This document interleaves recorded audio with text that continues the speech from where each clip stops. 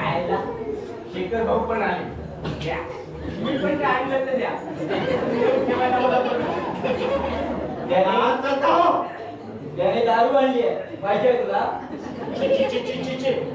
दारूचं सुद्धा नाव जरी काढलं ना तरी मला त्याविषयी वाटते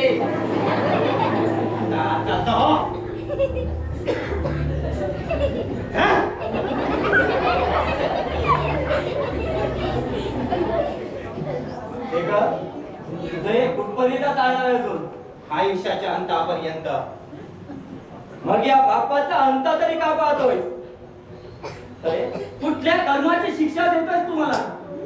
शिक्षा शिक्षा तर तुम्ही मला दिली.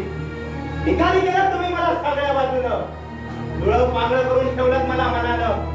मग मला सांगा अंत कोण कोणाचा पाहतोय? अरे आम्ही जे केलं ते तुझ्या भल्यासाठीच ना. केलं की वाटोळ ती अगदी समोरच आहे. बोलून दाखवण्यात काय अर्थ? अगदी लहानपणापासून माझ्या भल्यासाठी झटत आलात नाही का? अरे अरे असं गैरवर्तन करताना या बापाच्या मनाचा थोडा तरी विचार करायचा. वा मिस्टर आबासाहेब घोरपडे वा. मन आहे का तुम्हाला?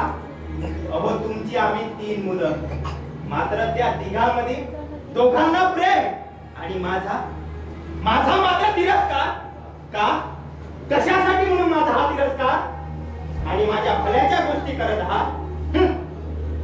भाऊजी ही वडिलांशी बोलण्याची पद्धत झाली का? दोन पुरुष बोलत असताना मध्ये स्त्रीनं बोलायची परंपरा नाही या घरात. आजपासून ही परंपरा चालू झाली समजा. वा म्हणजे माझ्या दुश्मनात अजून एकीची भर. वा आनंद आहे आनंद. अगं तू तर माझी पहिली दुश्मन. कारण तू एक स्त्री आहेस आणि संपूर्ण स्त्री जातीचा तिरस्कार करतोय मी. तेव्हा माझ्या नजरेसमोरून चालती हो. तुम्हाला जिने जन्म घातला ती सुद्धा एक स्त्रीच होती. मग तिचा सुद्धा असाच तिरस्कार करणार का? हा तिचा सुद्धा असाच तिरस्कार करतोय मी. शेखर तिने मला जन्माला घातलं खरं पण या माणसाच्या स्वाधीन करून स्वतः मात्र काळाच्या पडद्याआड झाली म्हणून तिचा तिरस्कार करतोय मी. शेखर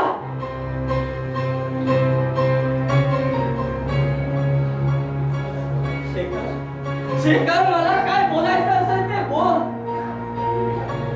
पण त्या देवीला काय बोलू नकोस. अरे जिवंतपणी खूप त्रास दिला रे मी तिला. पण मरणानंतर तरी तू तिला यातना देऊ नको.